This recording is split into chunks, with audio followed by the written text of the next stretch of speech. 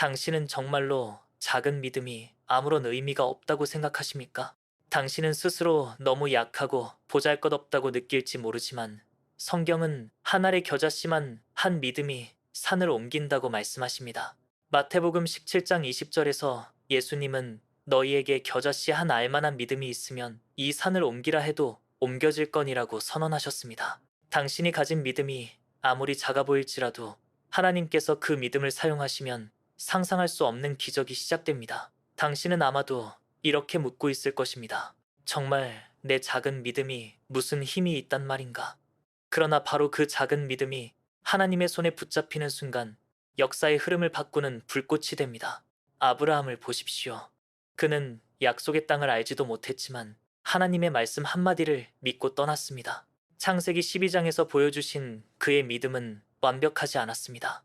그는 두려워했고 여러 차례 흔들렸습니다. 그러나 하나님은 그 작은 믿음을 받아 큰 민족의 아버지로 세우셨습니다.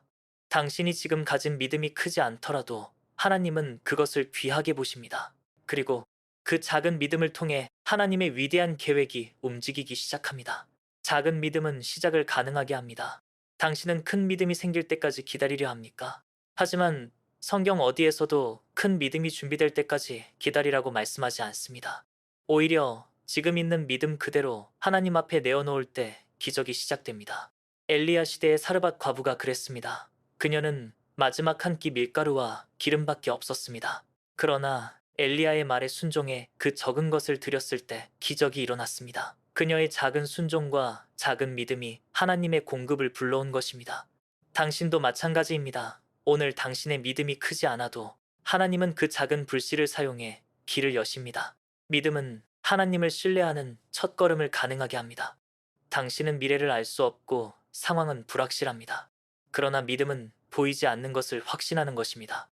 히브리서 11장 1절은 믿음은 바라는 것들의 실상이요 보이지 않는 것들의 증거라고 말합니다. 당신은 지금 아무것도 보이지 않아도 작게나마 하나님을 신뢰하기로 결단할 때 그 순간 하늘의 문이 열립니다. 그 작은 믿음이 하나님께 닿아 당신의 삶을 흔드는 초자연적 역사가 시작되는 것입니다. 작은 믿음은 하나님과의 관계를 살아있게 만듭니다. 하나님은 당신이 가진 모든 지식이나 완전한 성숙을 원하지 않으십니다. 오직 믿음을 원하십니다. 그래서 히브리서 11장 6절은 믿음이 없이는 하나님을 기쁘시게 하지 못한다라고 선언합니다.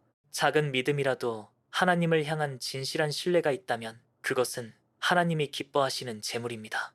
당신이 흔들리며 눈물로 하나님께 기도하는 그 순간조차도 하나님은 그 작은 믿음을 보시고 응답하십니다. 작은 믿음은 놀라운 담대함을 불러옵니다. 당신은 자신의 힘으로는 불가능하다고 느끼지만 작은 믿음을 붙잡고 나아갈 때 당신 안에 설명할 수 없는 용기가 생깁니다. 다윗이 물맷돌을 들고 골리앗 앞에 섰던 것도 거대한 믿음이 아니라 단순히 하나님께 대한 작은 확신이었습니다. 하나님이 함께 하신다는 믿음, 그 하나로 그는 거인을 쓰러뜨렸습니다. 작은 믿음이었지만 하나님의 권능이 더해져서 큰 승리가 된 것입니다.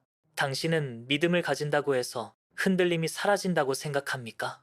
오히려 믿음은 흔들림 속에서 본색을 드러냅니다. 믿음이란 결코 완벽한 상태가 아니라 두려움과 의심 사이에서도 하나님을 선택하는 고백입니다. 베드로가 물 위를 걸을 때를 떠올려 보십시오.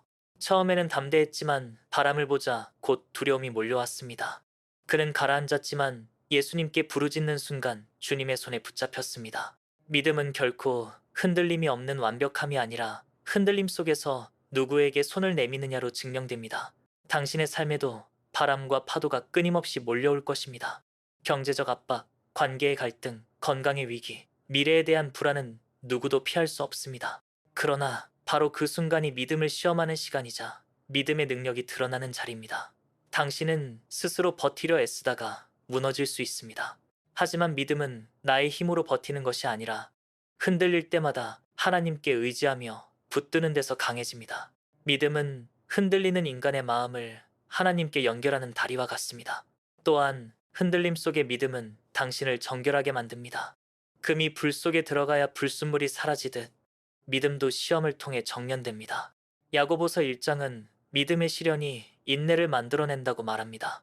인내는 단순히 참는 것이 아니라 흔들림 가운데서도 하나님을 신뢰하며 더 깊은 뿌리를 내리는 과정입니다. 당신이 경험하는 불안과 고통은 믿음을 깨트리는 것이 아니라 오히려 더 단단하게 다지는 도구가 될 수 있습니다.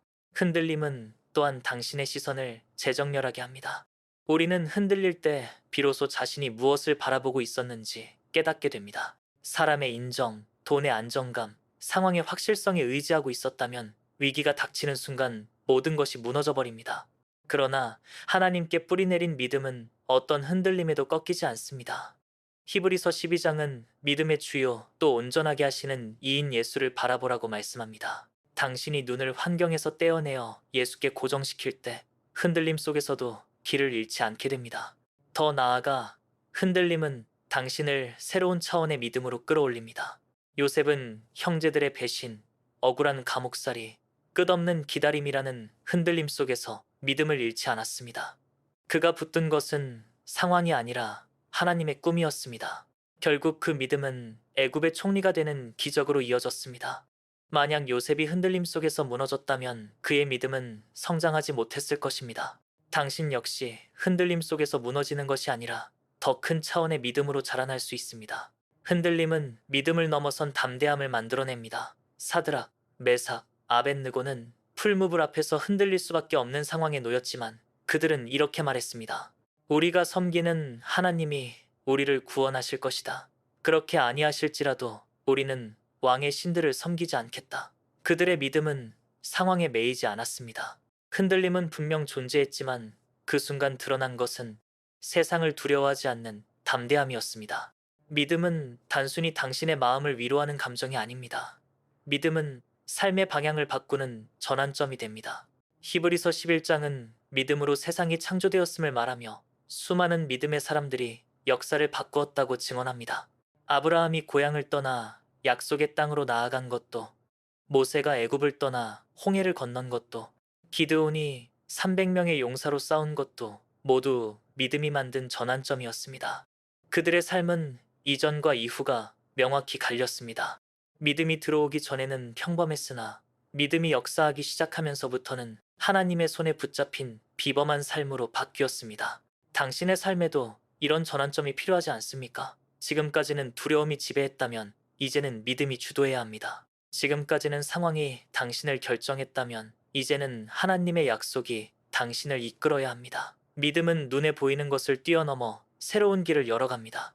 홍해 앞에서 이스라엘 백성은 절망했지만 모세가 믿음을 들었을 때 바다가 갈라졌습니다. 믿음은 막다른 길을 돌파구로 바꾸는 전환점입니다. 믿음은 또한 당신의 정체성을 새롭게 합니다. 야곱은 평생 속이는 자라는 이름을 달고 살았지만 야복강에서 하나님을 붙든 순간 이스라엘이라는 새 이름을 받았습니다. 그 믿음의 씨름이 그의 인생을 바꾸는 전환점이 되었습니다. 당신이 지금까지 어떤 이름으로 불렸든 믿음이 들어오는 순간 하나님은 당신을 새로운 존재로 세우십니다. 믿음은 과거의 실패를 끊어내고 새로운 정체성을 심어주는 전환점입니다. 믿음은 또한 세상을 바라보는 시각을 근본적으로 변화시킵니다. 세상은 언제나 계산과 확실성을 요구하지만 믿음은 보이지 않는 것을 붙듭니다. 히브리서 11장 27절은 모세가 보이지 아니하는 일을 보는 것 같이 하여 참았다고 기록합니다. 믿음은 현실을 부정하는 맹목이 아니라 현실을 뛰어넘는 영적 통찰입니다. 믿음이 들어오면 당신은 동일한 상황 속에서도 전혀 다른 것을 보기 시작합니다. 절망이 아닌 소망을, 끝이 아닌 시작을, 패배가 아닌 승리를 보게 됩니다.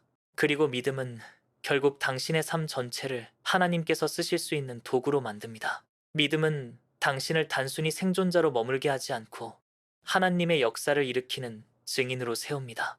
요셉은 감옥에서 믿음을 잃지 않았고 그 믿음은 수많은 생명을 살리는 통로가 되었습니다.